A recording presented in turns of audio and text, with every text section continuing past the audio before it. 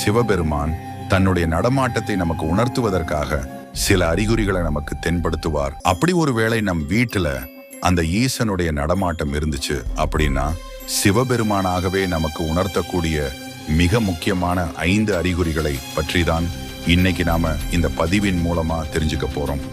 அதனாலேயே இந்த பதிவு ரொம்ப ரொம்ப பயனுள்ளதாகவும் மிகவுமே சுவாரஸ்யமானதாகவும் இருக்கும்.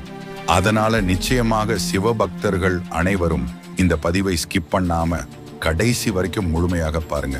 அது கூடவே இந்த வீடியோவை பார்த்துட்டு இருக்கக்கூடிய நீங்க ஒரு சிவபக்தராக இருந்தீங்க அப்படின்னா இந்த வீடியோவோட கமெண்ட் பாக்ஸ்ல சிவன் அப்படின்னு சொல்லி டைப் பண்ணி ரெட் கார்ட்ல கமெண்ட் பண்ணுங்க.